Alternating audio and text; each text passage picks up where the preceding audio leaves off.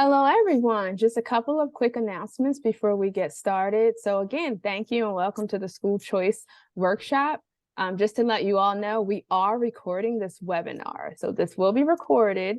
So just a couple of other things to note also, we will be doing questions during the question and answer portion of our presentation, but feel free to continue to put those questions in the chat throughout the presentation as well. Also, at the end, during the question and answer session, we ask that you please raise your hand if you are comfortable with speaking. Otherwise, you can use the chat box. To do that, you should see down at the bottom of your toolbar an icon that says reaction. You can use that to raise your hand, and we will definitely acknowledge you. And then afterwards, just make sure you put your hand down as well. The other thing I want to mention is if you can please all make sure that you put your mics on mute. Thank you, and we'll get started. Next. So again, hello, my name is Sherelle Hickland-House, and I am the new Community Outreach Coordinator. And again, welcome to our School Choice Workshop. We'll get started by introducing our team. So I'll first pass it over to Natalie to introduce herself. Hello again. So I'm Natalie Arriaga. I'm the Latino Outreach Specialist. It's good to have you all here. Thank you, Natalie. I'll pass it on to Kate. Good morning, everyone. I'm Kate Elander. I am Durham County's Early Childhood Coordinator, and I'm here primarily to talk about pre-K. Thanks. Thank you, Kate, so much. And next, we'll pass it on to Donna. Hi, I'm Donna Rewald. I'm the director here at Cooperative Extension, and I've been involved with parent advocacy through Cooperative Extension, through our parent advocacy program for probably 15 years or so. And I also am the proud parent of 2 Durham Public Schools graduates. I'd like to mention that. Awesome. So Donna comes with a lot of experience, so she's been very helpful for all of us. And we're also fortunate enough today to have some guest speakers. So we'll have them introduce themselves. So first we have some special guests from Durham Public Schools. So I'll have Dr. Rita Rathbone go ahead and introduce herself first. Hello, everyone. I'm Rita Rathbone. I am the Magnet Specialist for Durham Public Schools. And then we'll move on to Victor. Hi, hello everyone. I'm Victor Hirardo. I'm the District Dual Language Coordinator. And thank you so much again for attending. We will primarily have them be assisting during the question and answer portion for some of the questions that you may have. We also have special guests from our Durham Pre-K. So we'll start first by introducing Tosh. Good morning. I'm Tosh Adams, the Durham County Pre-K Outreach and Family Engagement Coordinator. Thank you, Tosh. And then we'll move on to Katie. Hi, everybody. I'm Katie. I am the Outreach and Communications Coordinator for Durham Pre-K at CCSA. So thank you both for coming again. They will be very supportive during the question and answer session. So again, if you have questions throughout the presentation, please feel free to drop them in the chat. And now I'll turn it over to Donna. Okay, great. I've got a couple of slides here. So just so you know what we're going to do today and kind of the order in which we will do it. We actually have just done a little bit of those welcome introductions. We're going to talk a little bit about what school choice is, picking a school, making that selection, what kind of tools do you use, what are your options, how do you apply, how does a lottery work. We will also, as part of that, talk about our new district changes, and then we'll have an opportunity to answer additional questions about that. We'll give you many resources about that, but we will also give you an opportunity to ask and answer some questions during the question and answer portion. And then we will also hit our Durham Universal Pre-K, which I think is also really exciting for everyone to hear about. And we will cover options kind of K through 12. So even if you're here for kindergarten, you'll kind of see what's ahead. If you're here for middle school, you will also get what you need as well. So just wherever you are, we will hopefully provide information that will be helpful to you. So we talk a little bit about school choice in Durham and in North Carolina differently than in many other states. School choice is basically the opportunity to have options of choosing different public schools. In other states, sometimes there are vouchers and other kind of high stakes ways of looking at choosing different schools, methods where you can choose a private school, all those types of things. But in North Carolina, we're really talking about choosing among public school options. And in Durham, we have a lot of options. Some other counties may not have the number of options, and every county actually looks very different across the state of North Carolina, depending on how they choose to operate kind of a school choice environment. So we are focused today on your public options, Durham public schools options through magnet schools and regular schools, and also charter schools, which is also a type of public school that we will talk about. One of the things we like to mention at the beginning of this training each year is that, a lot of concerns and worries also are very natural for parents and families to experience, because the nature of choice and kind of the psychology behind choice tells us that when you have a lot of choices, which we actually do have a lot of choices, it often leads us to experience a greater level of stress about making those choices, and sometimes leads to less good decision making, according to the research. So, that's kind of a backdrop, I think, that all of us as families and parents experience. While we are excited that we have choices, the nature of having that many choices can also be stressful. And so just to understand that that is a natural thing. I often use a very simple example where, if we were in person and I gave you a cookie and you were really happy with that cookie, or your child was really happy with that cookie, but then a minute later, I bring in a whole tray of other cookies that maybe look a little bit different, all of a sudden the choice that you had, you were already happy with, you aren't so sure about anymore. You start to look at those other cookies and you wonder if one of them might be better. And that's very much the way parents and families can experience school choice as well.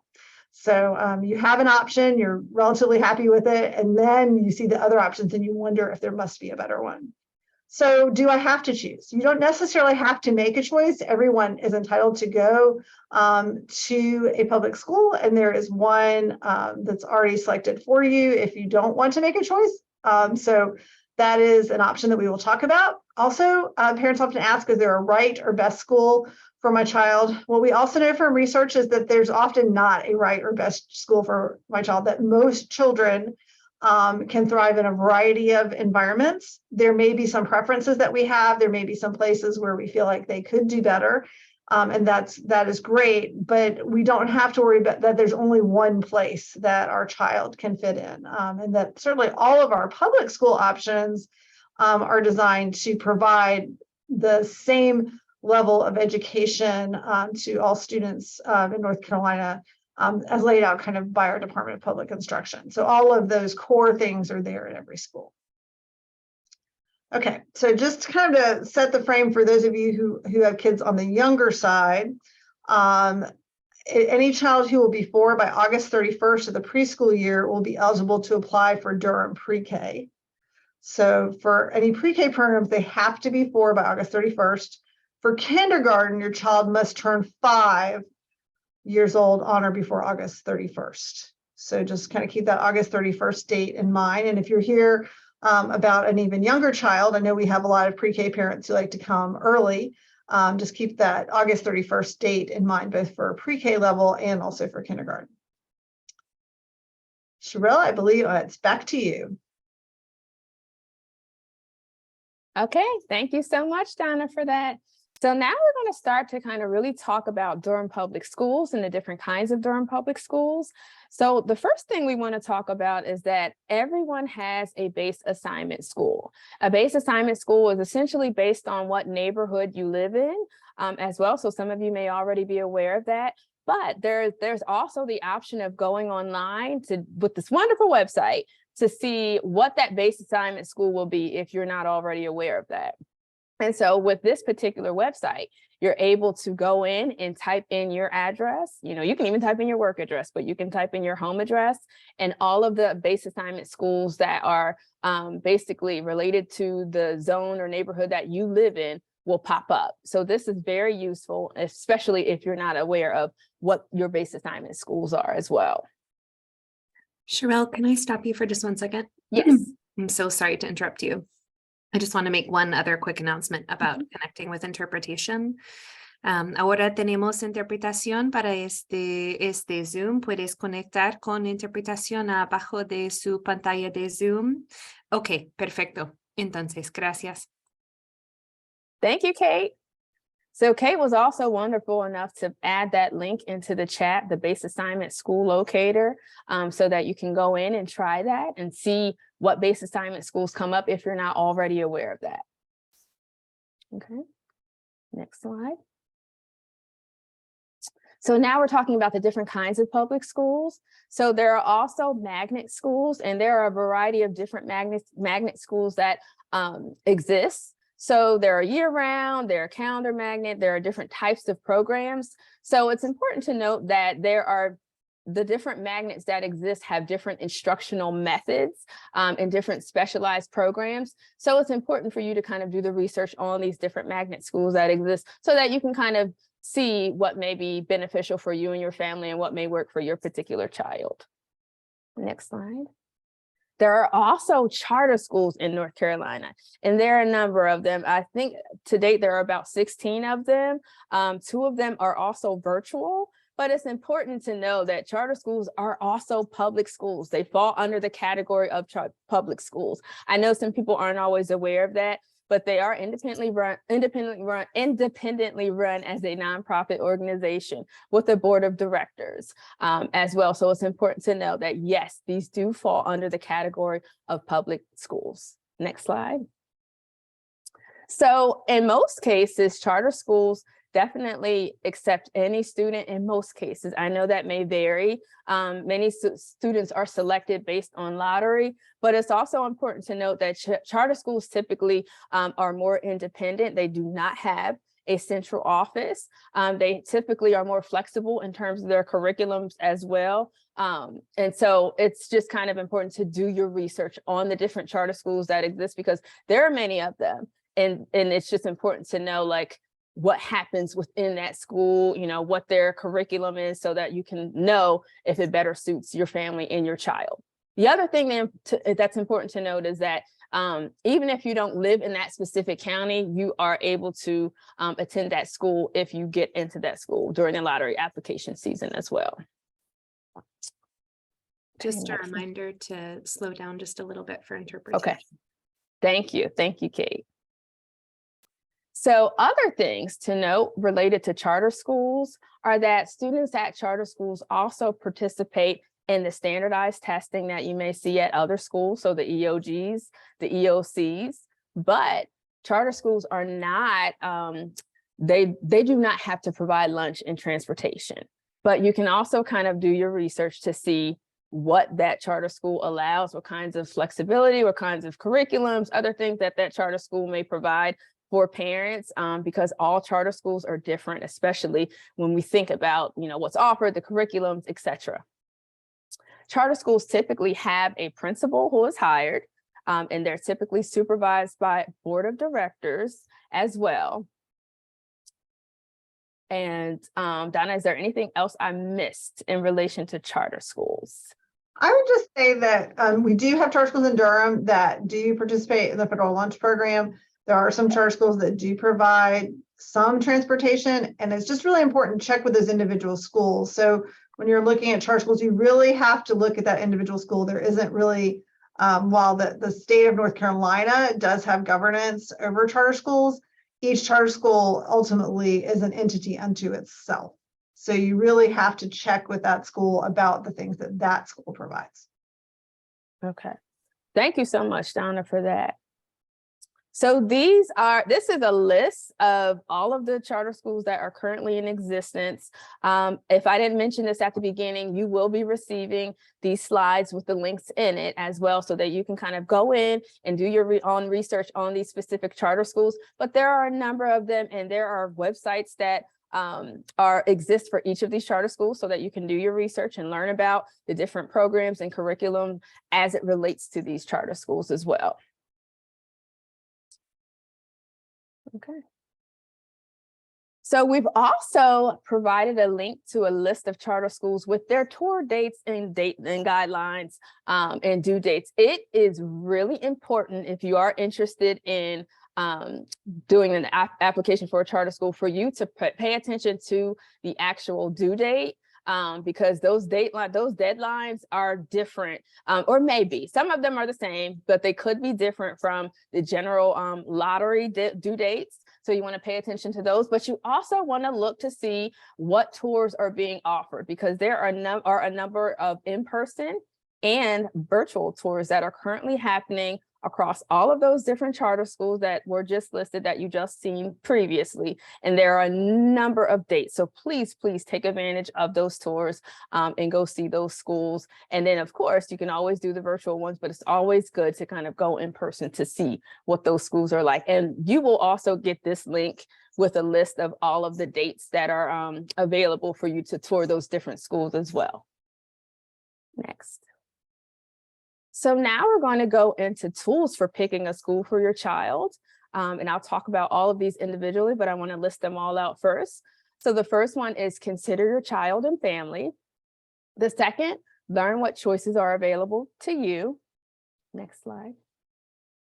Gather information about schools, visit and observe schools, and talk to other parents. So first, considering your child and your family, this is really important because you have to think about where your child is at developmentally, what's the best fit for your family, looking at your child's strengths, their interests, but also talking to the teachers, your child's teachers. So if your child is in, childcare or in pre-K, or even if they're in, K through 12, you can kind of ask their teachers about where they are at developmentally so that you are picking and selecting the appropriate program and school for your child. You also want to think about family fit. You want to think about your schedule, what works for your schedule, looking at the times that the school's starting in, looking at where you live, looking at the transportation factors, looking at whether you have other children in the family, will they be able to attend that school as well? And will it be a fit for those children as well? So there are a number of things that you need to think about in relation to your child and family when making the selection. Next slide. In addition, you also want to think about your family philosophy. So basically thinking in terms of what is it that I want to see, in terms of what's the important things and what's the important factors in a school or in a curriculum that will be beneficial to my child or to my children. What am I looking for? What will be a good fit for myself and for my family as well? Next slide. So then the other important thing is learning what choices are available to you. So we've just talked about magnet schools, we talked about charter schools, and we've provided a list of all of those different schools as well that you will be able to kind of look at and see. Kate did put the links in the chat as well. So you're able to do your own research and narrow down, okay, what kinds of schools do I think would be a good fit for my child or my children? What kinds of curriculum, what kinds of things are they learning in this school, and kind of writing down the pros and cons to see what would be a good fit for you and for your family as well.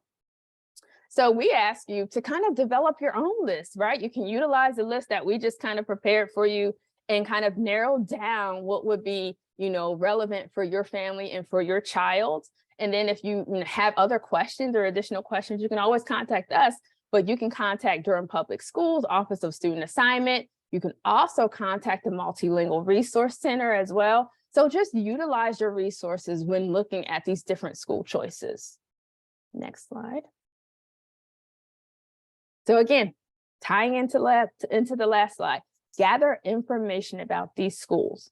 Check the dates, check the deadlines. As I mentioned before, particularly with those charter schools, those deadlines are not always the same as the deadlines from the general application season. You could have a deadline in April 1st, or it may be a little bit earlier. So you want to really pay attention to the schools that you're interested in applying to, and you want to pay attention to those deadlines, attend those information sessions, reach out to folks that work in those schools or have connections to those schools so that you can learn more about those schools as well, and take advantage of those tours that are ongoing as well. Next slide. So in gathering information about the schools, we've provided a number of different websites. Again, you'll get these links though in the chat, but you'll also get this after the actual presentation. We'll send this out to you all. But there are a number of different links that exist where you can find out more information about the schools.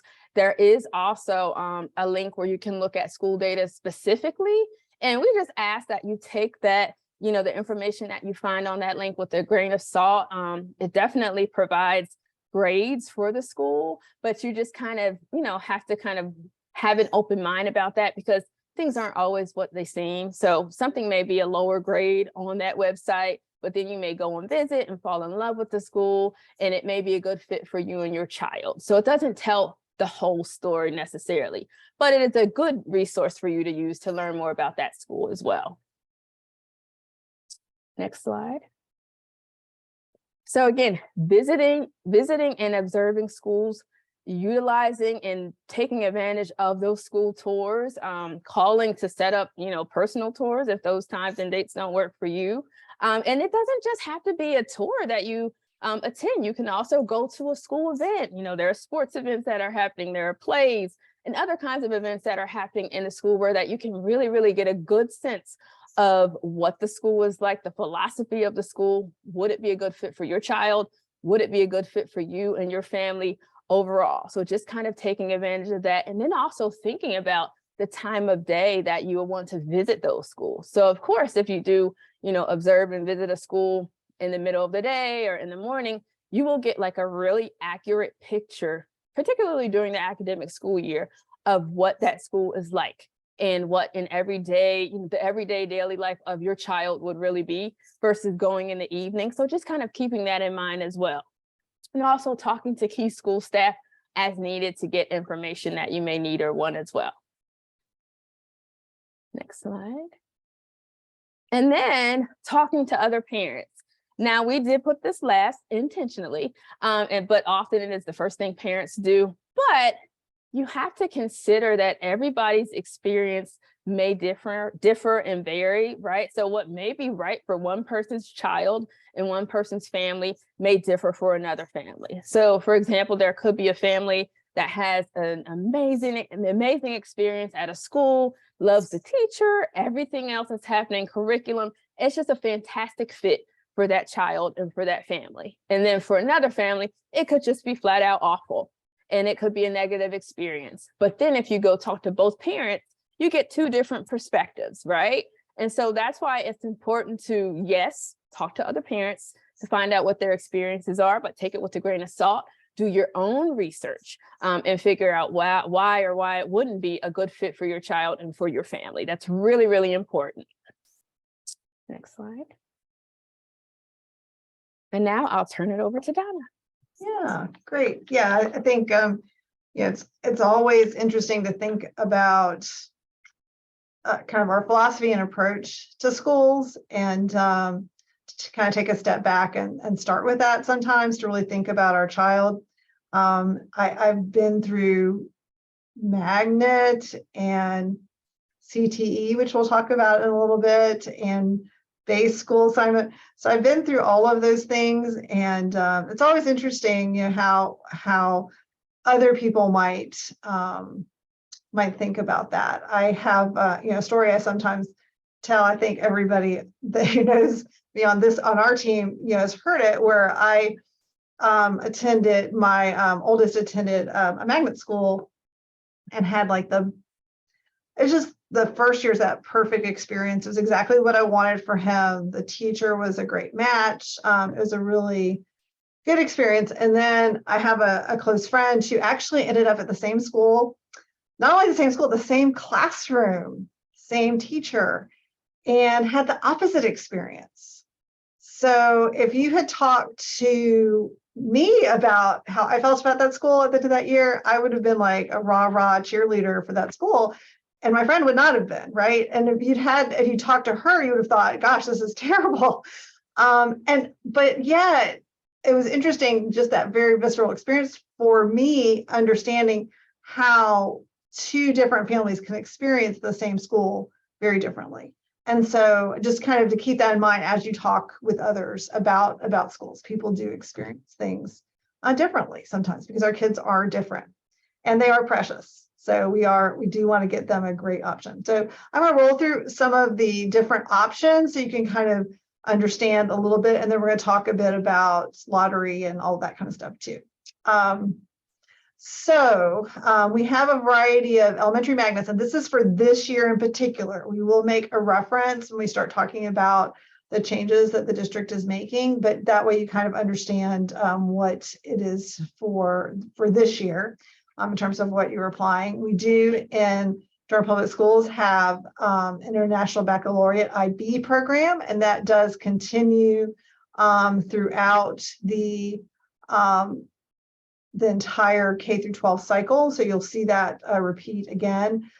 We have Club Boulevard, and then we have our Montessori schools. We will mention that there is a pre-K, a sliding fee pre-K option for those schools in particular as well. We'll talk a little bit about that later. And then we have RN Harris, Sandy Ridge, and WG Pearson.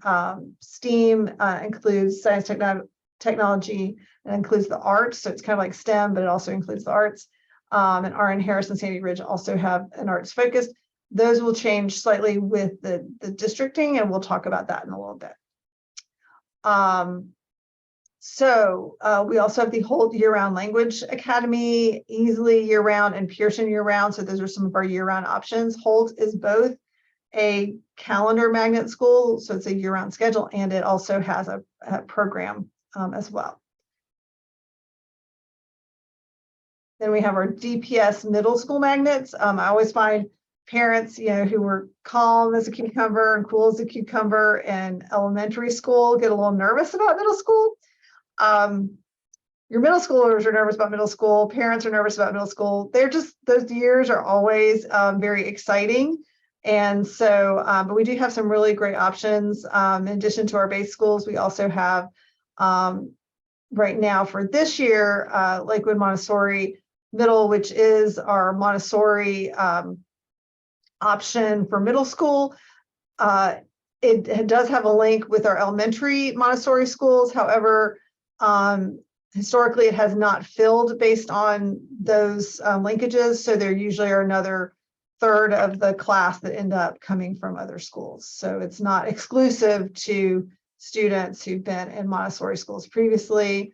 You also see Lowe's Grove and Neal. Rogers Herr is a year-round middle, and Shepherd is a IB continuation at the middle school level. We do have a couple of secondary school magnets as well. The School for Creative Studies and Durham School of the Arts. The School for Creative Studies. So secondary means grades 6 through 12. So if you start in grade 6, you continue through grade 12. We also find some students, there's a kind of an extra entry point around 9th grade where some students may want to come to those schools for high school. There's sometimes that opportunity as well, but the idea for many families is to come 6th grade and stay through 12th grade. Durham School of the Arts, which is fairly well known, definitely has an arts focus. School for Creative Studies definitely focuses on some of the creative arts and has a studio and some other exciting aspects to their school as well. And then our high school magnets, which I'm really excited about more families knowing about some of these, particularly Josephine Dobbs Clement Early College and Middle College High School, which both afford students the opportunity to earn college credit while they are in school for free, basically. So Josephine Dobbs Clement is a school located on the campus of North Carolina Central University for grades 9 through 12. And students so they have a principal, they have all the services and resources they need. They can do sports with their base school if they choose to do that. But it is an opportunity. We've known students who've gotten 2 years of college credit and gone to college in a UNC system school with those credits and even been able to graduate with a bachelor's degree by age 20. So it's a great opportunity for maybe even for students who might find other pathways to college more challenging. Middle college high schools for grades 11 and 12. It also includes Orange County students, and it's based at Durham Technical Community College. So it would be students who've had some some success in 9th and 10th grade and are ready to continue with that college level work. And again, those would be, they would focus on transferable credits that you could take with you to a UNC system school. City of Medicine focuses on our medical arts and also includes some certifications that students can leave high school with. All of these schools, even when there's a specialization, they all do include the core high school requirements. So students could go and pursue other options after high school, such as college or community college, or a trade program based on the education they receive. Even if they went to City of Medicine, they might learn some of the medical arts, but they also would then get those core classes as well. And then the IB diploma program will also continue at Hillside High School. And so that's kind of a school within a school, that IB diploma program. Also, we have Southern School of Energy and Sustainability, and then Durham School of Technology, which was formerly called New Tech, which is located at Hillside High School, has had a great deal of success. It's around 100 students, so it's kind of a school within a school. And that's at Hillside, but focused on technology. They've had really great transition to college and really great graduation rates in that particular program. So high school pathways, this is one of the less known opportunities in the magnet or school choice lottery. So this is career and technical education, which for many of us, career and technical education may have looked a little bit different when we were in school. However, there are career and technical education pathways at every one of our larger high schools, such as the engineering or STEM program or the JROTC. So that's the ROTC program at Riverside. So those are both programs that are in that career and technical education grouping. And there's a link here for you to look at all of those different program opportunities. I'm going to share some of them with you so you have a good idea about it and how they work. So you can apply to a pathway program at any school as long as it's a program that your school does not have. So if you, for example, were at Jordan High School and you were interested, you're districted for Jordan High School, and you're like, well, I really am interested in that engineering and STEM program at Riverside, and you apply for that Riverside program and you get in, you would either provide your own transportation to Riverside, or you would get transportation from your base school. So if you went to Jordan High School, you would go to Jordan High School and you would get a bus that takes you to Riverside for that engineering program. So it is possible to move from one school to another, but the transportation is a little bit different if you choose a pathway program that's outside of your base school. So I think that's just, and there's other options, of course. So we know students who take the city bus and other options to get there, but that's but you would have to think about that transportation piece. Students do need to apply for pathways in the lottery. Students at the assigned school have first priority. So for example, if you had a 9th grader who was interested in, let's say they're interested in both Durham School of the Arts and we'll pick on Riverside again, the pathway, the engineering pathway program at Riverside, they would have to choose one of those as their first priority. They are essentially at the same, they're equivalent. So you would have to pick one of them. So students, though, at the assigned school also have the first priority. So students who are already districted for Riverside would have a priority over someone outside of Riverside, for example. There are students always in those programs who do get in outside of, at least in those engineering programs outside of those schools. However, that's just another aspect to be aware of. Here's just kind of a little overview of some of the different ones. You'll see this on the website. So this is, so we have programs in agricultural education. They're very popular at Jordan and Northern. There's business, finance, and marketing, computer science and information technology, family and consumer sciences, education, health science. We have some trade, technology, engineering, and industrial education opportunities.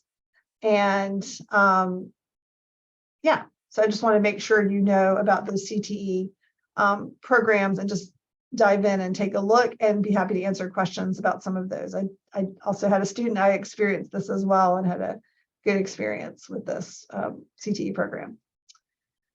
So how do you apply? We've talked about the lottery application period, which many of you, if you are looking at that for this year, you're probably already keenly aware that it has begun Monday, January 9th through Monday, February 6th.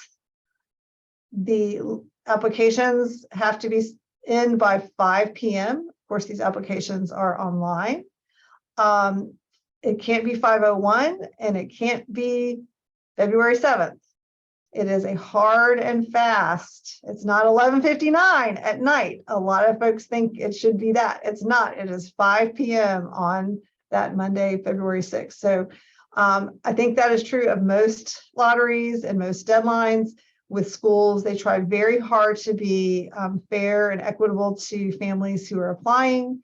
And so it's really important that we obey the deadlines. That said, there is no advantage to you applying on January 9th or applying on February 6th. It's all in the same lottery and you have the same chance whether you apply at those different times. There's no order. And you can be working on, you can open your lottery application today and be working on that. And it's not final until you get to the end. So that February 6th. So you can apply at dpsncapplication.com. There are, again, we mentioned deadlines and instructions all the time, mostly because we have on occasion done some handholding with families who have missed those deadlines and had a great deal of sadness about that. So I really just encourage everyone to watch those. The results are available on March 1st, 2023. You do get an email about this, but you have to make sure you go back into the application site to check for your results. So you will get, a nudge to do that. However, you need to make sure that you check for those application results.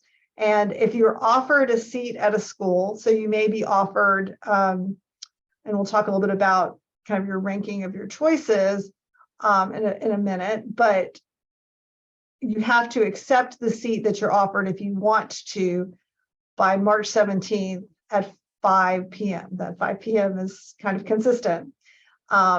If you aren't paying attention and you don't check it and you haven't been looking at your email and you find out on March 18th, it is too late. Because what happens is once those seats are accepted or declined, the seats that remain open are then offered to other students who are on the waiting list. So when you get those results, you may also find out that you are on a waiting list for your first choice or your second choice, and that will actually give you the number you are on the waiting list.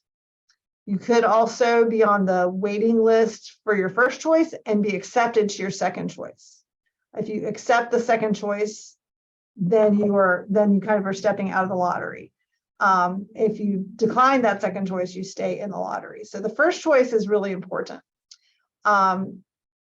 Charter schools, lotteries may operate very differently, and so we do not attest to those in any way. You need to check with that school in terms of how those work.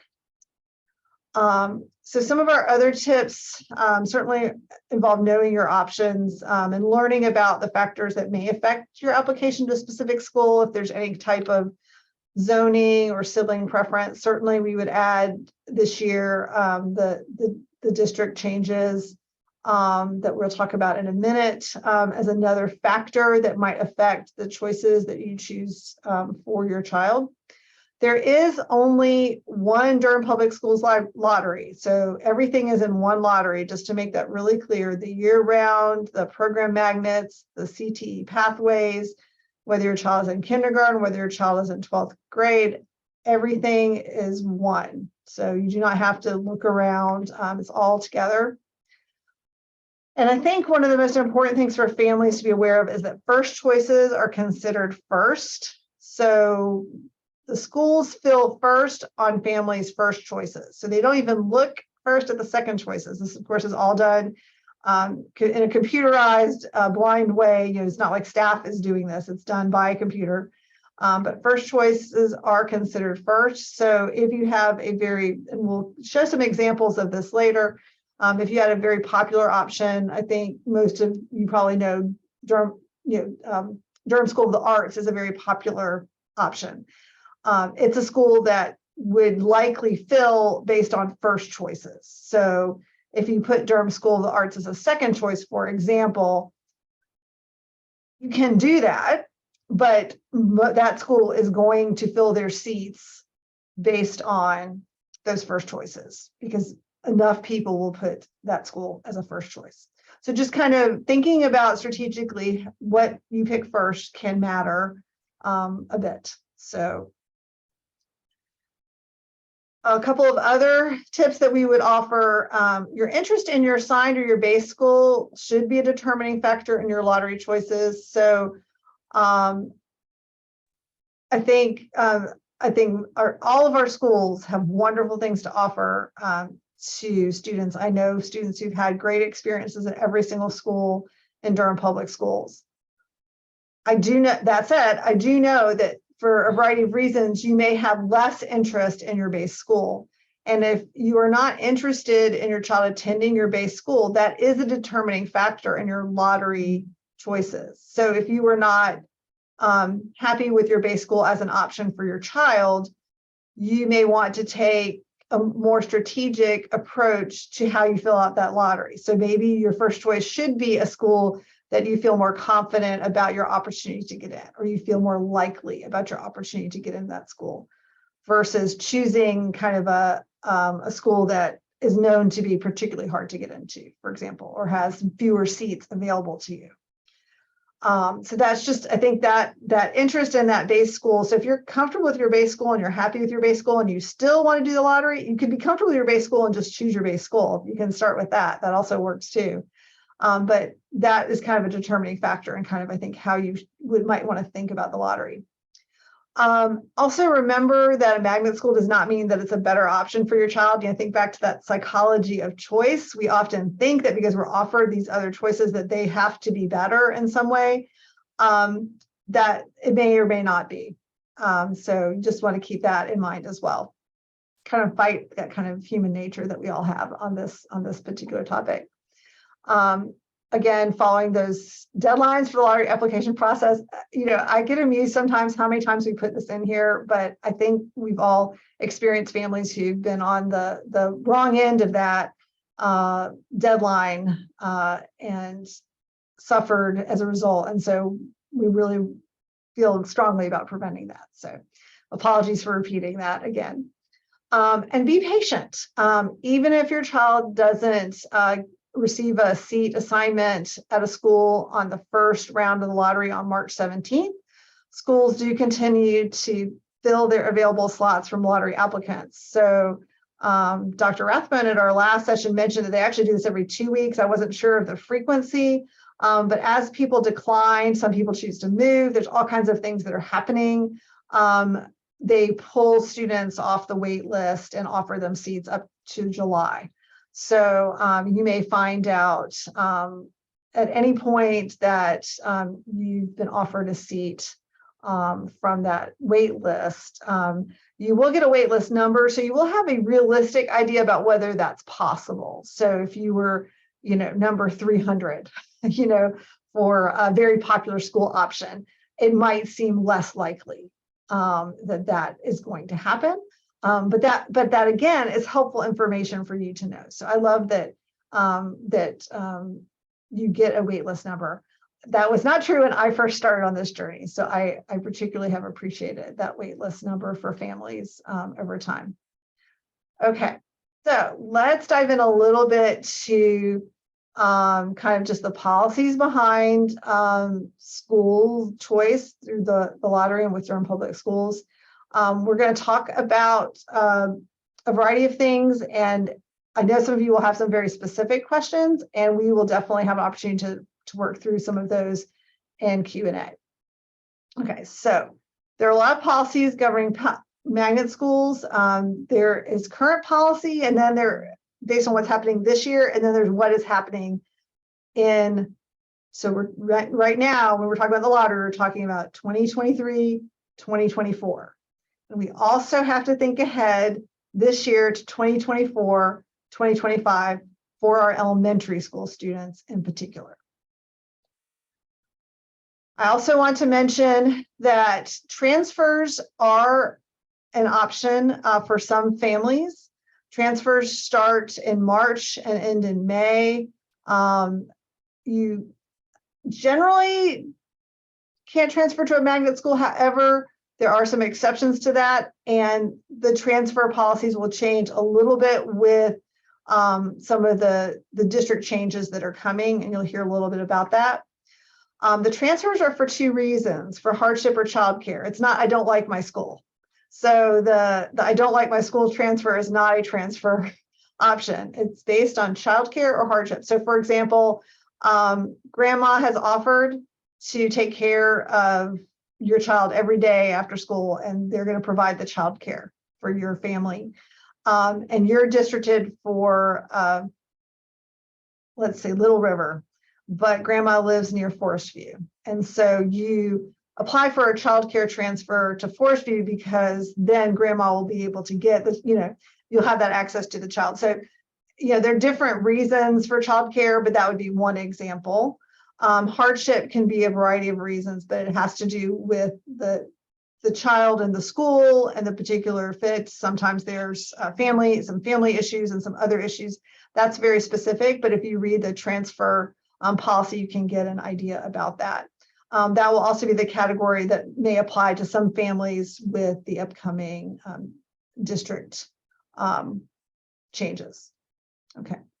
So the upcoming policy changes for the 2024-2025 school year. So what we've been talking about is mostly the current school year.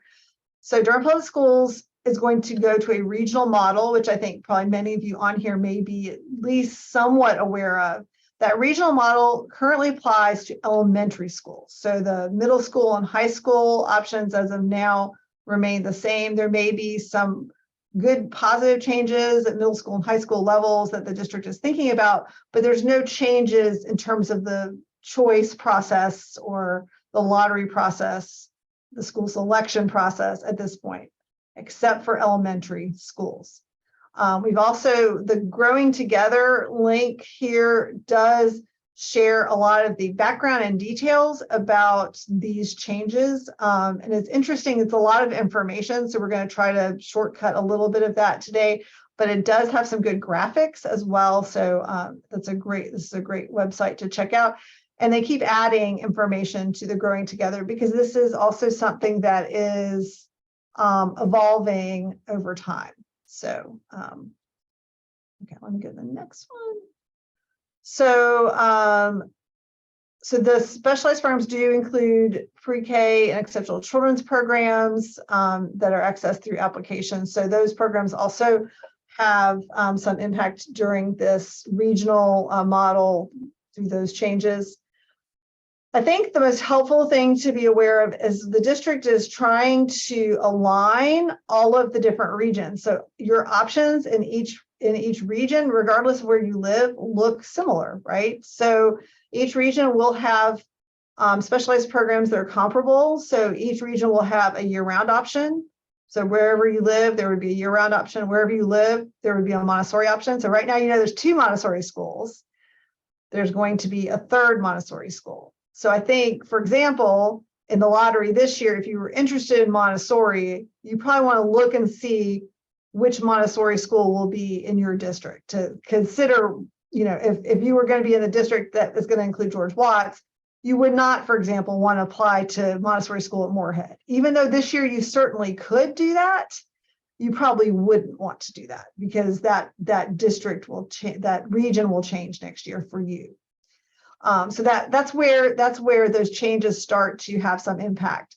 The other thing that is happening, I think that's a little bit more subtle that people may be less aware of, is that our arts and STEM schools are going to become regular public schools because all schools should have strong arts and STEM programs. And so Durham Public Schools is going through tremendous effort to augment both our arts and STEM programs at our regular public schools. So every public school should have strong arts and STEM. So that just makes a change to some schools that were previously magnet schools will no longer be magnet schools. So, and we can talk about some of those specifics with Dr. Rathbone when we get to the question and answer, but that gives you an idea that there's going to be a much more streamlined approach to the options that you have. And one of the good things will be that, you know, there will be more options of certain types of programs. So dual language year-round and Montessori will be accessible to families across the district. And there will be some programs that will be offered district-wide, and we can also ask about those as well. And that would be outside of that regional assignment. Okay, so in addition to the lottery, the following criteria may also be considered still. That includes sibling preferences, program links, and any program criteria that must be met by the student for admission to a particular school. So they still can consider those criteria. Another change, which I think is helpful for keeping our school population stable, and that is upon acceptance of the lottery seat at an application school. So a school, what we would call magnet school, we also call application school, school you apply to.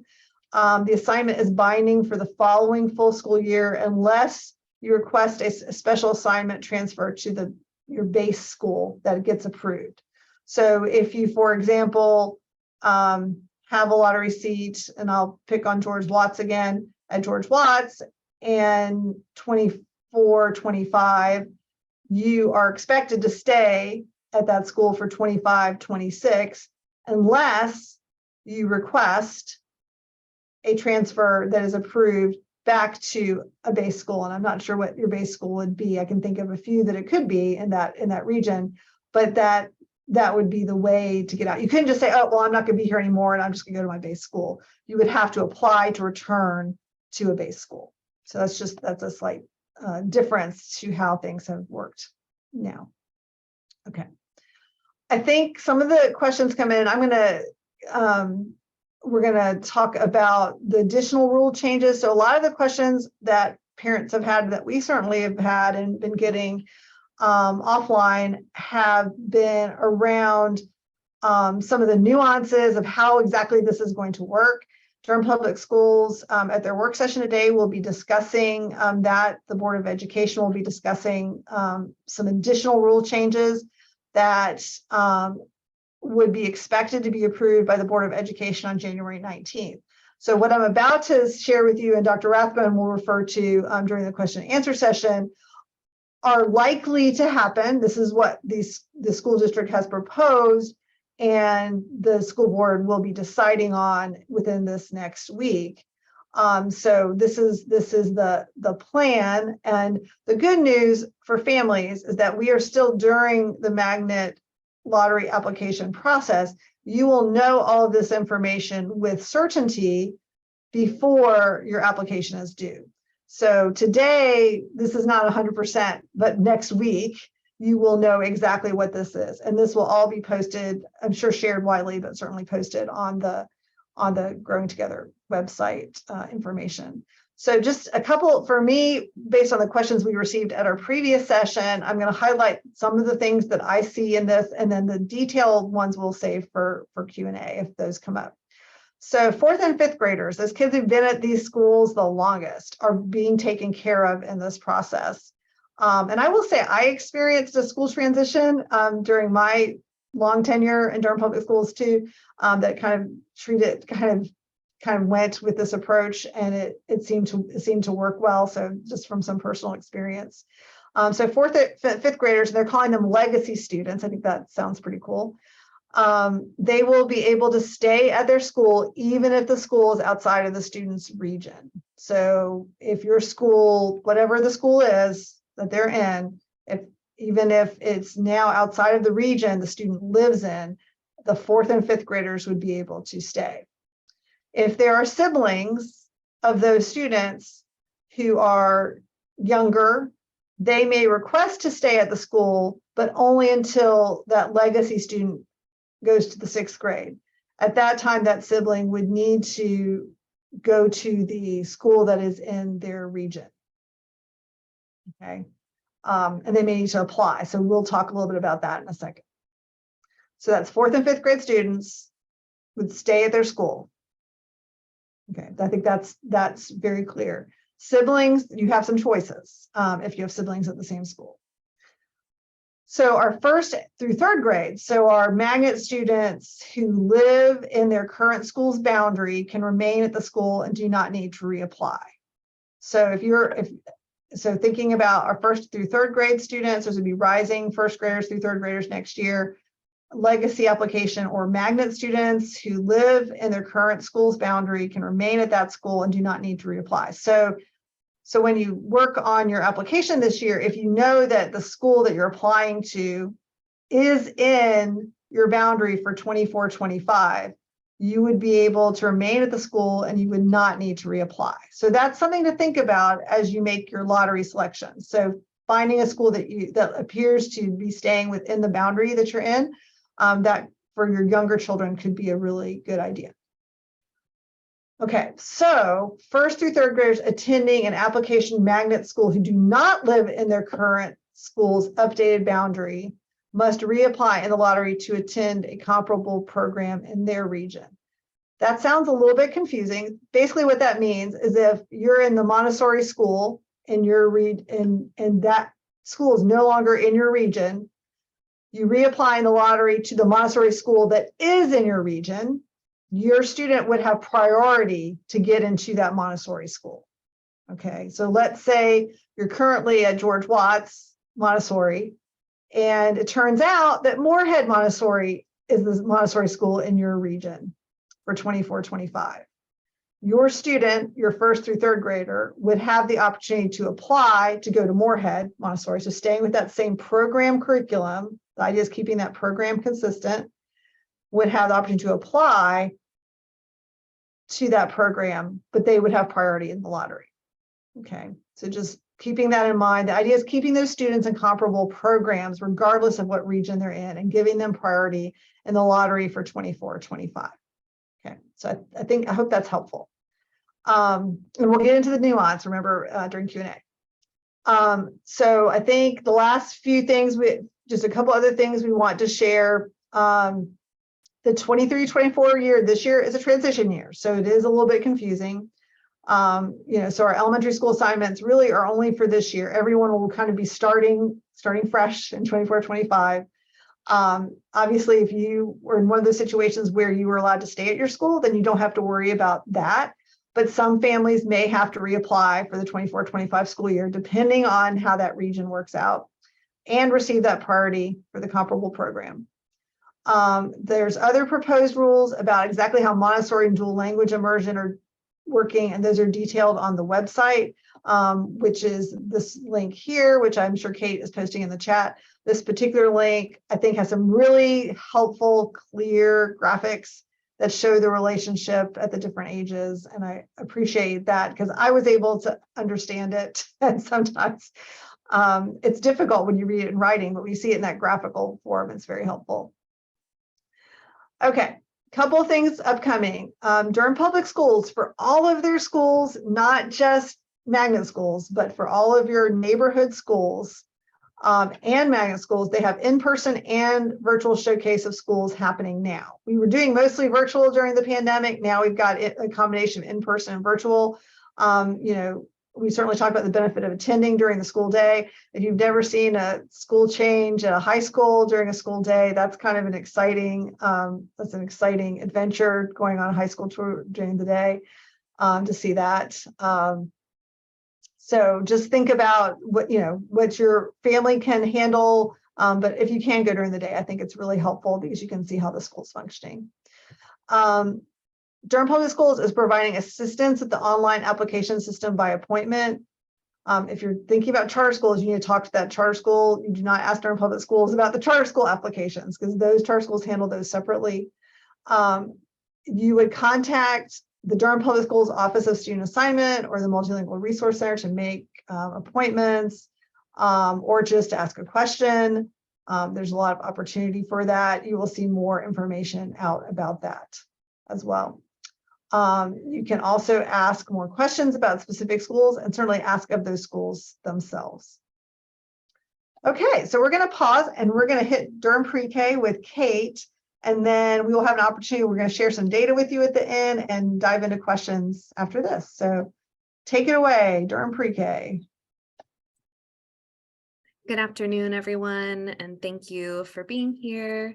The chat is active, and I just want to reiterate that we will be taking questions and addressing some of these more complex questions about the policy changes with Growing Together as soon as I'm done talking a little bit about pre-K. So you can hold those questions, we will address them. So I am just going to share just a little bit of information about our universal pre-K program in Durham called Durham Pre-K. I'll say at the top that on February 4th, there will be an info session focused specifically on Durham Pre-K that will go into a lot more depth, and I'll put the link in the chat for y'all to register for that for those who are interested in learning about pre-K. So we're going to cover the basics now, and there will be a lot more information provided about Durham Pre-K in a little less than a month. Next slide, please. So Durham Pre-K is Durham County's investment in a high quality early childhood education opportunity for 4-year-olds in Durham County. Our program in Durham has a number of partners, including Child Care Services Association, Durham's Partnership for Children, Families and Communities Rising, Durham Public Schools, and the county. And we work to blend funding to ensure that there are as many seats as possible available to 4-year-olds in Durham, regardless of that family's particular situation or the needs of the child. We're really working hard toward being able to have fully universal access to pre-K in Durham, and we are on our way. So there is one application for applying to almost all publicly funded pre-K programs in Durham. So you don't need to go to a bunch of different places and do a number of different applications. It's one application. The exception to that is for George Watts and Moorhead Montessori pre-K programs. Those 2 pre-K programs, which is I think maybe a total of 5 classrooms of worth of pre-K, do need to be applied for through the lottery that you just heard about through DPS. So if you're interested in George Watts or Moorhead, you will need to apply through the DPS lottery application that is open right now. You can apply for that and Durham Pre-K, which represents the rest of the publicly funded pre-K seats in Durham. You don't have to choose. It's also important to note that in Durham, our pre-K program operates in DPS elementary schools in a standalone DPS pre-K site called Whitted, as well as community-based private childcare sites. So it operates across sites, and that's something I think that a lot of people don't know. And the same sort of technical assistance and professional development and assessment for quality happens across all of those sites. Next slide, please. So any family who has a child who will turn 4 by August 31st of this year, and that lives in Durham County is eligible to apply. The other great thing is that for the vast majority of families, this pre-K program is free. There are a small number of families that at higher income levels that will pay a fee on a sliding scale. The Durham Pre-K Governance Committee just voted last year to reduce that payment. So it is more affordable than ever, which is really important right now. Another thing to note is that Durham Pre-K operates in alignment with the Durham Public Schools calendar. So it's a 6.5-hour day, and it is August through June. So there is some wrap care available before school, after school, and during the summer, primarily at those community-based private childcare sites, not at DPS. And you would need to apply for that as well. That's it's related to our Durham Pre-K program, but it's they will cover more about that in the info session about how you link up with that additional care. So on February 6th, the Durham Pre-K application will open. It's an online application, but you are able to meet with a real person in person to complete your application if you prefer. There will be developmental screenings for everyone who applies. And that is taken into account in terms of placements. So they take into account family income, child need, and a number of other criteria in order to place children. We did receive a great question on Tuesday night at our in-person session about for higher income families, if you can pay for private pre-K, should you not apply for Durham Pre-K because you don't want to take a seat from someone who might need it? And I appreciated that question, but our guidance is that you should apply. We are working really hard to have this be a universal program, and we are working really hard to having classrooms that really reflect our Durham community and that are diverse by class and race and family income and all of the other things that make our community great. So don't feel that you are taking a spot from someone else there. We work very hard on the back end to ensure that children whose families are most in need for pre-K are going to be able to get those seats. So just please apply. Let's see, next slide, please. In order to apply, you'll need a birth certificate, immunization records, proof of Durham County address, and proof of household income. And there are a number of ways that you can provide that proof of income as well as address. Let's see, there was a question about whether or not a health assessment is needed, and that is needed to enroll, but not to apply. And the last piece of information about the Durham Pre-K application, it is rolling throughout the year. So there's not a deadline to apply. And you're not, if you apply right when it opens or if you apply in March, there's not sort of like with the DPS lottery, you're not going to be more likely to receive a seat. It is best to apply before May 12th, though, because after May 12th, it is more difficult to schedule those screenings. So it's important to apply before May 12th, but if you don't apply before May 12th, you may still apply. Next slide, please.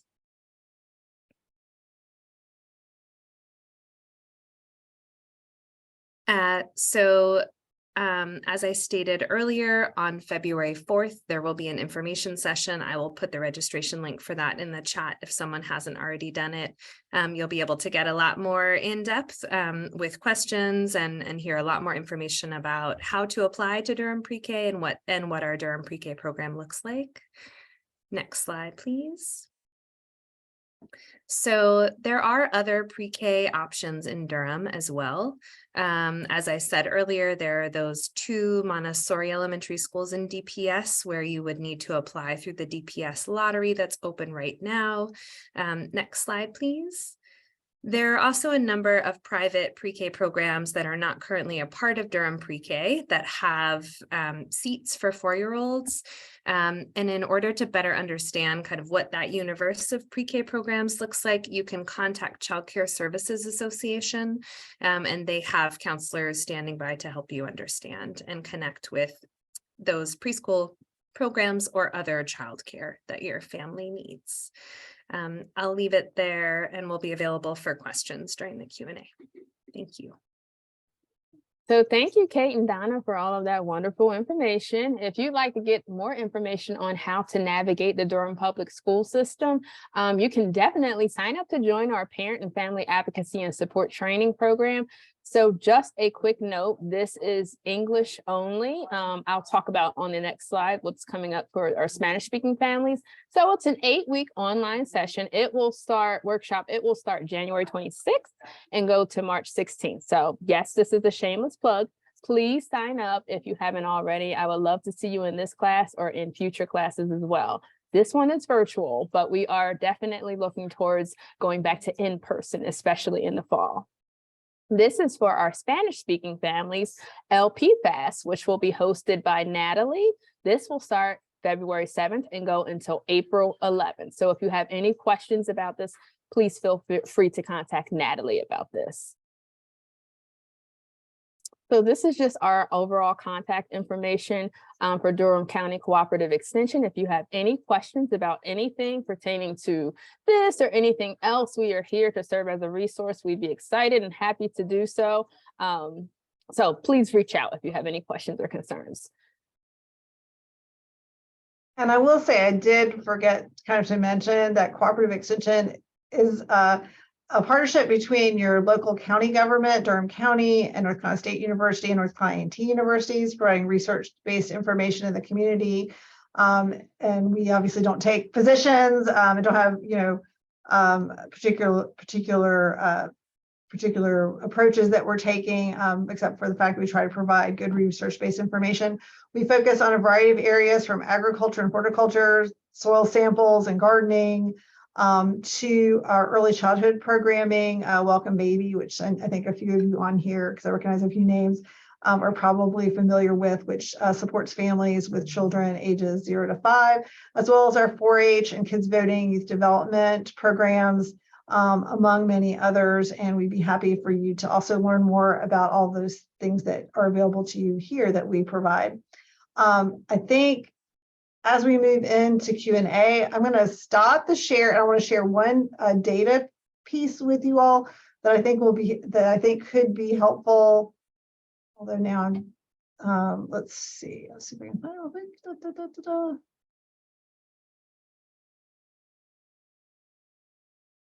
Let me find it real quick. Here it is. Okay.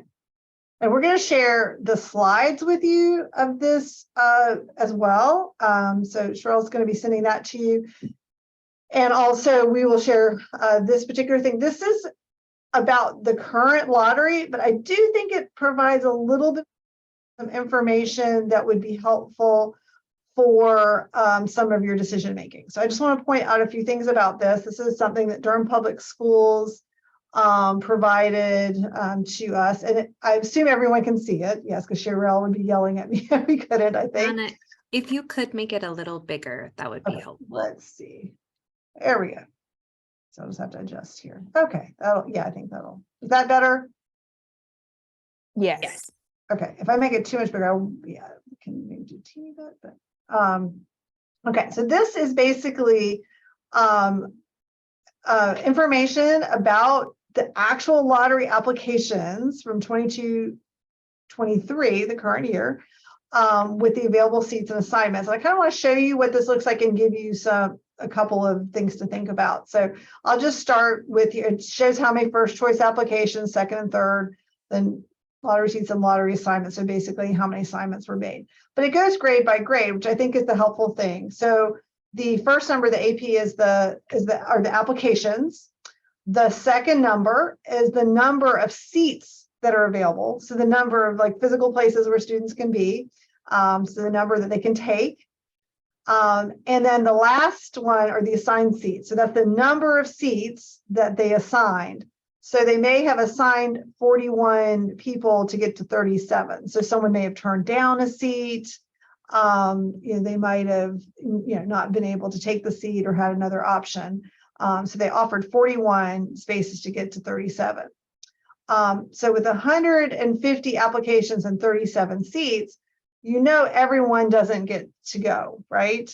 So if you were number 2 or 3 on the waiting list, you probably would have gotten in this particular year, for example, but you might not get in if you were number 20 on the waiting list or so. That doesn't mean that you should not apply or you should not try. It's just something to be aware of. So I like to point out a few of the schools that have some very obvious challenges, and that would be our Montessori schools. I suspect it will look similar to this even when we add a third school. This is a very popular option of interest to families. And so we had at pre-K, 242 applicants at George Watts, and I'm just going to pick on George Watts, no particular reason, for 45 available seats.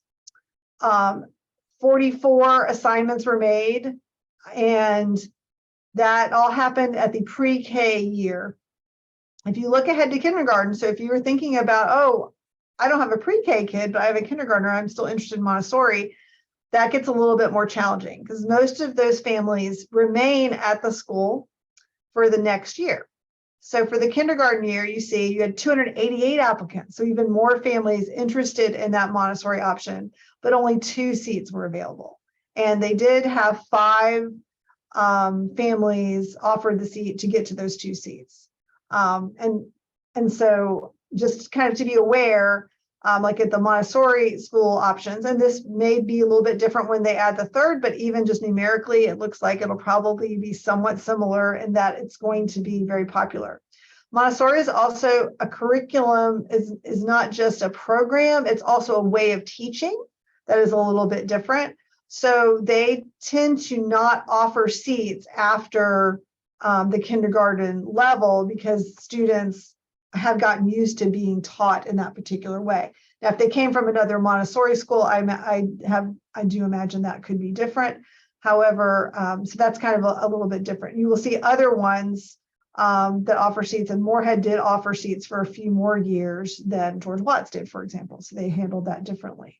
And you will see other schools. So if you take Pearson Town here, which is also a popular year-round option, with 343, they continue to offer seats all the way up through 5th grade, because that is a traditional school and traditional curriculum that is year-round. So it offered seats all the way through fifth grade. So if you're looking at making a change, so if you have an elementary school student and you're thinking, oh, I want to make a change at 3rd grade, some schools will have more seats available or could have more seats available than other schools. So this gives you some ideas. Secondary magnets are also on this as well. And so you can see the same thing. I think an interesting one to point out is, let's see, Durham School of Arts DSA. It's listed as DSA here. There's a couple of entry points where people tend to come in. 6th grade is 1,091 applicants for 225 seats, and 249 were offered to get to the 225. So if you were number 100 on the wait list, for example, that would seem less likely, for example, for that to be an option.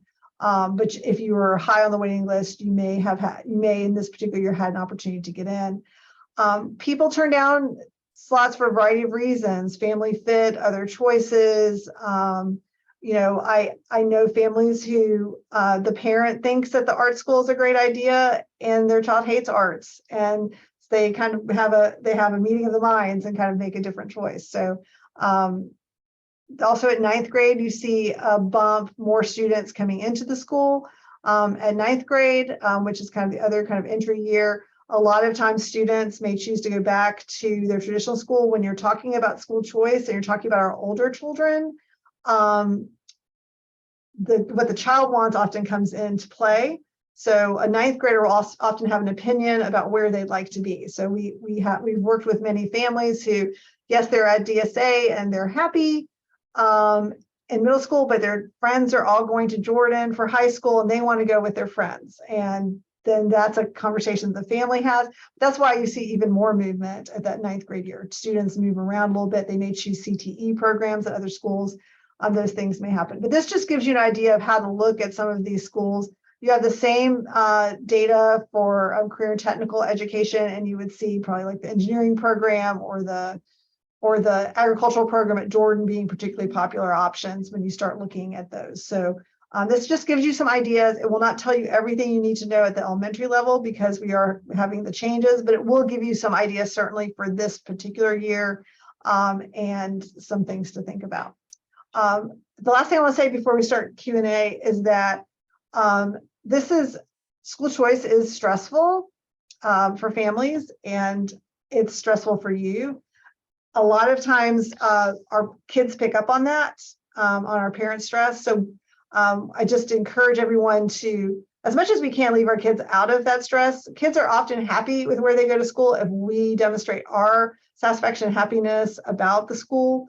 And children often get invested in the school that they're looking forward to, and there's ways to do that. So if you didn't, and we've known many families, they get offered what they thought was their dream spot in July, but their child is already excited about the school, the base school that they've been thinking about and that you've already visited, and they don't want to go to that magnet school option that's offered to them in July now. So children are very adaptable, and so just be aware that our attitudes really do influence how they feel about school. And this is true about many things. And it is stressful. This is, about you. This is a long-term relationship for you with a school and, several years of your child's life, particularly at elementary school. So we do get that that's stressful. Okay, we're going to open it up to questions. I think I might go to some of our staff who want to ask the questions that have been in the chat already. Kate, I don't know if you want to raise a question that you've seen since you've been looking at it more closely. Yes, there's one question that I feel like hasn't been fully answered yet. And it's sort of about like for families who are applying for kindergarten this year in the DPS lottery. Like how did the changes how should they take into account the changes for 24-25, and maybe wanting to clarify if they do get a lottery seat in 23-24, do they lose that lottery seat, or do they assume they will not have that lottery seat after that kindergarten year? That's a question I think hasn't been fully answered yet. I'm happy to take that on. So it depends on the region you live in. So if you, everyone now has a region defined, and if you accept a seat in 23-24 and you live in the same region as that school, then yes, your child will most likely be staying. You will have to re-enter the lottery with priority seating for that school. And we did not set up a scenario with this proposal to intentionally create a shortage of seats. We know how many students attend that school. We know how many students the school can hold. All the boundaries and number of lottery seats have been defined based on that. So the child will be staying at the school. However, you will have to enter the lottery because we do need that confirmation from families that, yes, this is my intent. I want to stay. You enter the lottery and you have priority seating that is provided to stay at the school that you have been attended. Obviously, we can never guarantee, because it is a lottery, we can never guarantee that the child will have a seat, but the numbers reflect those students being able to stay.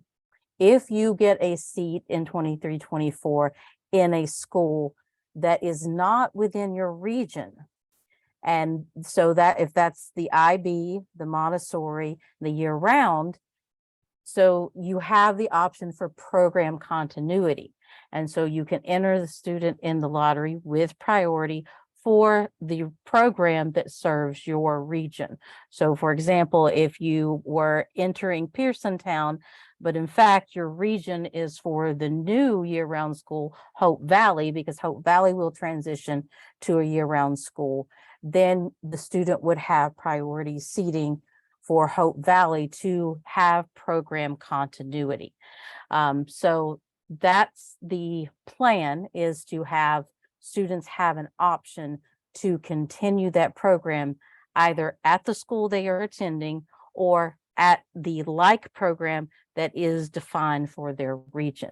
If they have a sibling in 4th or 5th grade, then there is an extra option of they can potentially stay through legacy status if that sibling is staying and not in that region. I hope that helps. Okay, thank you, Rita. We also have 2 hands raised that came in before we had some more questions come in the chat. So first, Andrew Breglio, I may be messing up your name, I'm sorry. And then Joy. And actually, before you speak, Andrew, because I can see in the chat, some folks are asking about Jordan and Riverside. Everything in this proposal only applies to elementary schools. Nothing at all is changing for middle or high schools at this time. Any changes, which will be relatively small, to those feeder patterns, those will be coming this spring. So everyone will know, and they will be finalized by the end of the school year. So this does not apply to middle or high school. Thank you. Okay, Andrew. Thank you, Rita. Hi, thank you all for the info. We have a child who we're applying for kindergarten this year, and we have a first choice school, and then what would essentially be our second choice school is our base school. I was looking at the application, and it says that if one of our choices is our base school, we don't actually have to apply to that. So I was actually wondering, like, how do we end up enrolling in our base school, say that we don't get our #1 option in the lottery? And when I go to fill out the lottery application, should I list our first choice only, or should I list our first choice and then our second choice, which is again our base school? There is never any harm in putting a second or third choice on your application, because you never have to accept any seat that you are offered. So there's nothing to lose in putting an option on that list. The lottery process for someone who is new to the district is only one of two processes you would have to complete. You also have to enroll the student, and the portal for enrolling a new student for next year is already open on the DPS website. So you would have to go through that process, and that's the process that would assign you to your base school, unless you are offered a lottery seat at a magnet school and accept it. And then that is reconciled to move you from that assigned base to that. So the assigned base part is automatic when you complete the enrollment process. Thank you. Okay, Joy, you're up next. Joy Jackson. All right, I think that just added another question. So if my pre-K student is in the Pearson Town area, we don't need to apply for the pre-K lottery. We just enroll him in that program. Is that correct from what you just said? So pre-K, all pre-K students, unless they attend Watts or Moorhead, those programs are not actually part of the school itself. So all pre-K students have to enroll in kindergarten and or enter the lottery for a seat. So no, being in a pre-K program at Pearson Town provides you no priority or other linkage to Pearson Town as a school for kindergarten. You would have to enter the lottery for kindergarten for Pearson Town. Okay, so this was my original question, because that was a question for the because of what he said. So like I said, I have a 4-year-old. If I want him to go to Moorhead, I need to apply through the general lottery, correct? Yes, it's open right now. Yep. And do I also need to apply through the pre-K lottery just in case he doesn't get into Moorhead? So Moorhead and Watts are the only two schools that do accept applicants in pre-K through the lottery. So if your child is going into pre-K for next school year, 23-24, then yes, you would enter the lottery now for Moorhead. So Moorhead and Watts, their entry point is pre-K because they are a Montessori school and they are not part of the Durham pre-K system. So you would enter the lottery for pre-K for this coming school year if he's going into pre-K.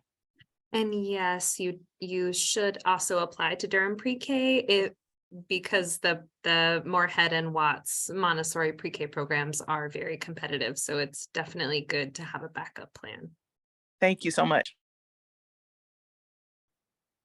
Okay. I would just add to Joy, like, just make sure that if Moorhead is going to be in your district for the following year. So you want to check, that's the extra thing for this year, to see which Montessori school you would be, your home address, what region you would be in. And if that's the Montessori school for your region, then you should apply to that particular Montessori school. So if it's Moorhead, apply to Moorhead, but if it's not, you probably want to think about applying to another one, or you could apply to Moorhead and then if you got in, you could maybe move to the one in your region if it's the new one, for example. Okay, are there any other additional questions? I see the questions in the chat have been answered. But I don't see any hands raised. So are there any other additional questions?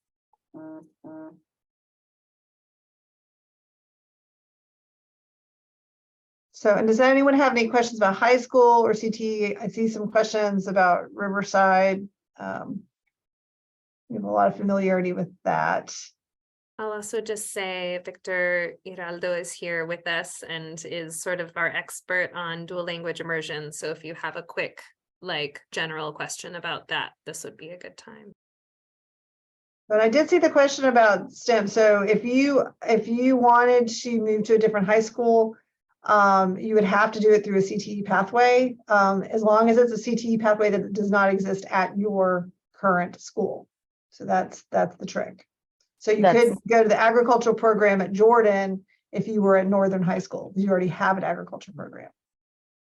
And that is also true for ROTC. If your school does not have ROTC, you can go to one of the schools that offer that program.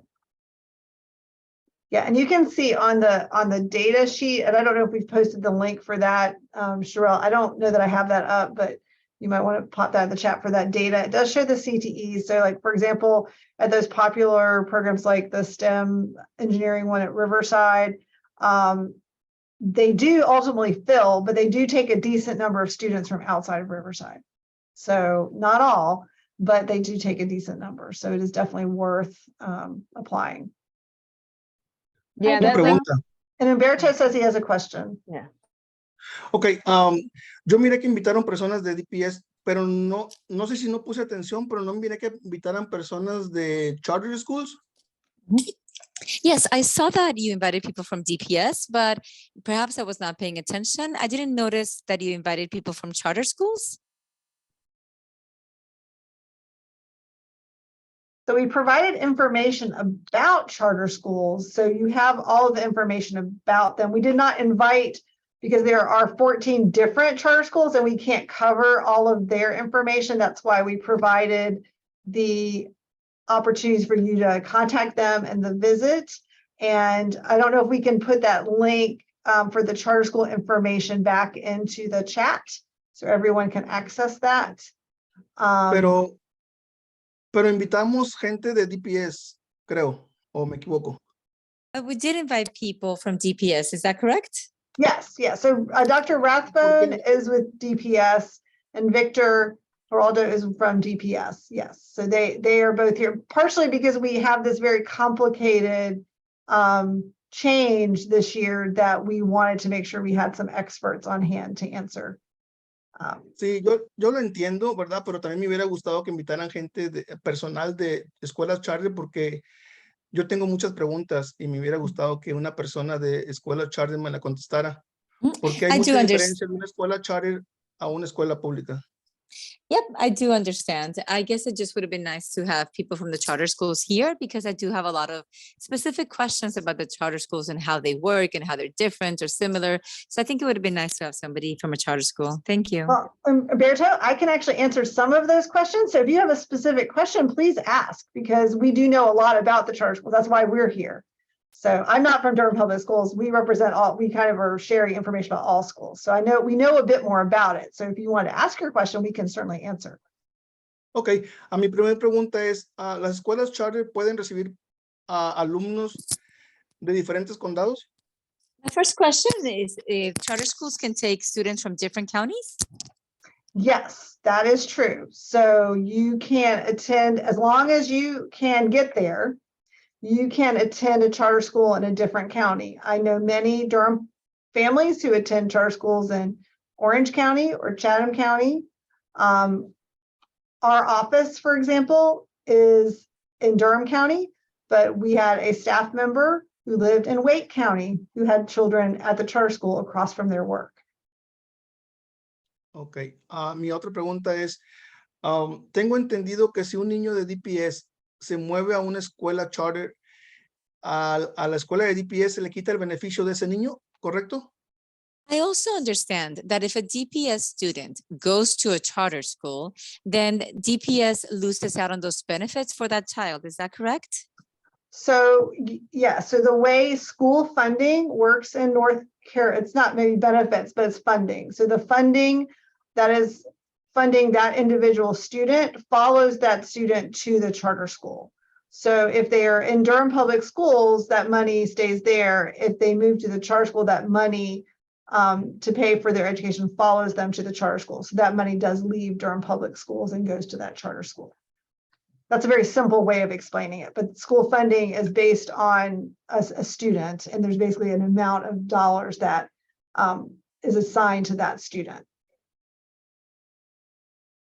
So that's why people do worry about that sometimes, because if enough students move, it changes the number of students in each school and how many teachers you can have in that school. And so that's what people sometimes talk about. ¿Puedo tener traducción de esto?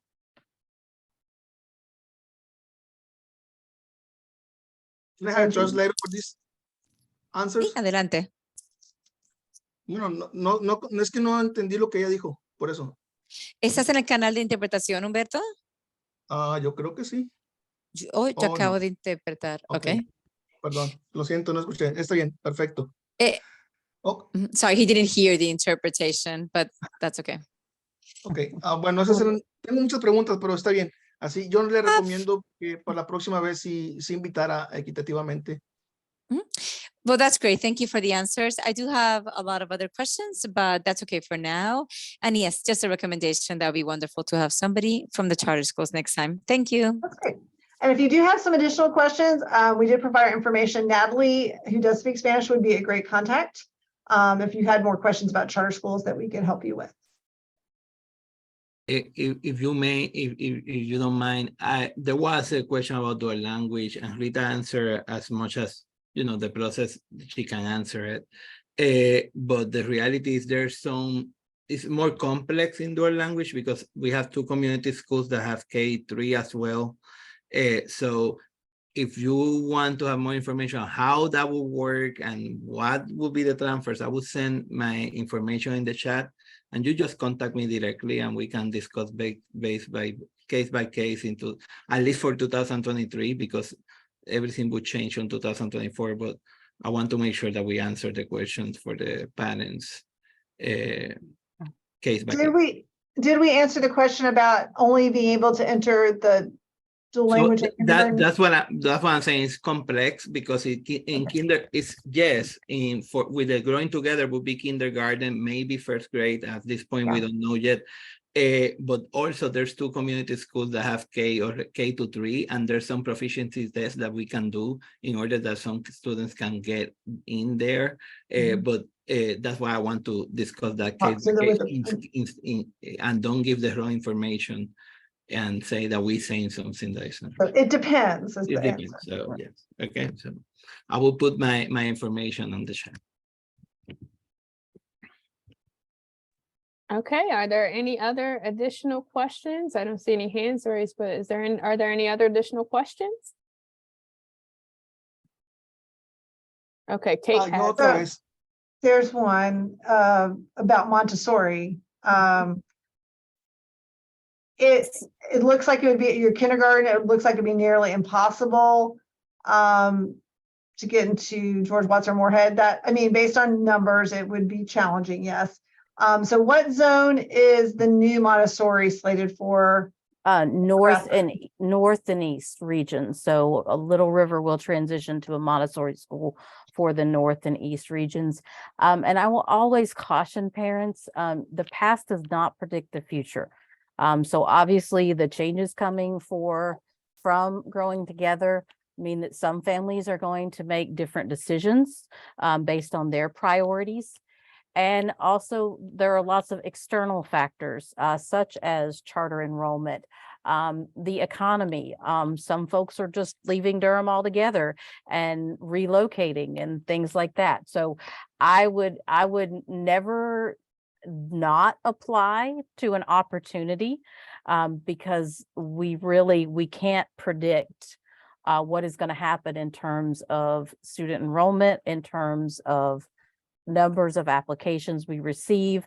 And we also do have the pre-K combined classrooms of Montessori are not exactly 50-50. We do always cheat that with a few more kindergarten than pre-K seats, because we do want to provide access for kindergarten, because not every family makes a choice for pre-K in a formal setting. You know, if you have a family member providing childcare, that is a family choice that provides important benefits and educational outcomes for the student. And so we don't want to penalize families for having made a different choice. So there are always a few seats for kindergarten that have been reserved. I know that's why I don't like that document that has the numbers, because when it says 0, sometimes it's not actually 0, because it may be that a student was placed by other means, not the lottery process, because students are also placed by EC placement or transfer in our school. So it may be that there were seats, but they were not filled by lottery. So just because you see a 0 there doesn't technically mean there wasn't a seat. So don't ever feel like you shouldn't enter the lottery for something that there is no chance, because we honestly just don't know. And that's why sometimes you see the numbers where the assigned seats and the seats and the assigned seats don't match, because there are other placements like EC and things where things may have happened, but you wouldn't know. We don't know what those are. So that's why some of those numbers may not always, there may be fewer seats offered than actually are seats. So I know that can be confusing. It's just another piece of information. So don't take it as the most important. Okay, Humberto wants to make another comment. Sí, claro. Quiero darles gracias por este taller muy completo, muy agradecido. Yo soy un líder comunitario. Yo pertenezco a Foro de Padres. Trabajo para el Centro Hispano. Es algo muy completo porque mucha gente me ha venido a preguntar sobre el nuevo proceso de Ground Together, Creciendo Juntos. Y ahorita me quedó muy claro, lo entendí demasiado bien. Voy a transmitir lo que aprendí hoy aquí con ustedes. Mi última pregunta para la señora Dana es, ¿los programas de 4H ya están abiertos? Porque creo que no estaban abiertos. After School, los programas de verano, ¿ya están abiertos para inscribirse? So first of all, I want to say thank you for this workshop, because it was a very complete workshop with a lot of great information. And I wanted to let you know that I'm a community leader here in Durham. I work for El Centro Hispano, and I also am connected to a group of parents called Foro de Padres. So thank you. Thank you so much for this. It was very good information, very clear, especially about this whole new process that DPS is embarking with Growing Together. You know, we had a lot of questions, a lot of doubt, and now everything's very clear to me, and I can now share that information with other parents as well. So thank you. And also, Donna, I had a quick question for you. In terms of the 4-H programs, are they open? Because I understood that maybe they weren't open yet. In terms of the after school programs and the summer programs, are they open now? So yes, our summer program registration. So we do have summer camps that are of low cost, and we do have scholarships for our residential camp available as well. So I will post that in the chat. I believe that is up on the website, and if it's not, for each summer camp. So yes, it is open now. And many of those happen right here at our building at on Foster Street in downtown Durham. So I will find that and post it in the chat, or have Natalie ask Sherelle to send it when she sends her message. Let's see, I think I've got it. Oh, I've got it. I'm going to put it on the thing. And we start at age 5, and go all the way up through high school. So for some summer camp opportunities. So there it is. And we do have registration in Spanish as well. And we do have the flyer in Spanish is on here as well, I believe. I'm seeing a pre-K question in the chat, and I just My understanding is that parent address is taken into account when making pre-K placements. And I think with Growing Together, they're going to be working even harder to try to support parents who do receive a DPS pre-K seat through Durham Pre-K to be in the school that they would eventually enroll in. However, there are a lot of other factors that go into providing pre-K placements, like child development and family income and all of those things. So I provided all of that exposition, and I'm gonna toss it to Katie or Tosh to answer definitively. Would a person who is in the zone for a DPS elementary school get priority in that, in the DPK placement process?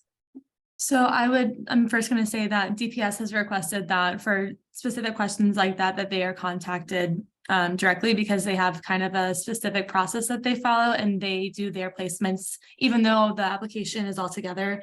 DPS does their own placements through the Durham Pre-K application, which I know is complicated, but I will say that I know they do take into consideration your location and your base school and sibling schools, but they can't guarantee that because of the way that their eligibility requirements work. I have the DPS email. I will find it's in I have a Word document with it, so I will pull it up and I can put that in the chat. And so I think the best way to get your question fully answered would be to email Stephanie at that email address, and she can help you out. Thanks, Katie. Okay, are there any other additional questions?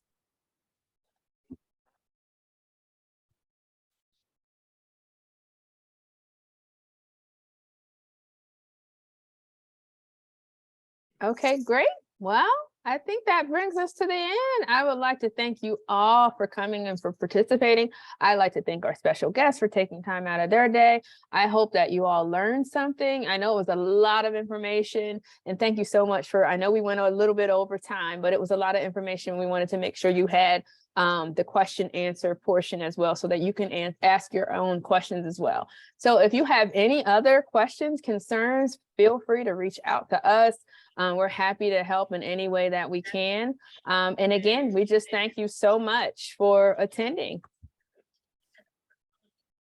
Bye. And I'm trying to find that Durham Pre-K or Durham Public Schools email. If whoever had that question wants to stay on for just a second, I'm looking through my document for it. I think Perfect. they already hopped off, but I have their name written down so we can follow up with an email. Okay, then Kate, I can just send it to you. I think it's in our PowerPoint for the info session, so I can do that. It's Stephanie Humphrey's email, because I have that. Yeah, I think there's a specific pre-K There's email. a specific. That's okay, not gotcha. her personal one, but if not, then that's fine. Thanks. We use whatever anybody registered. If anybody still has a question, we're still here, so feel free.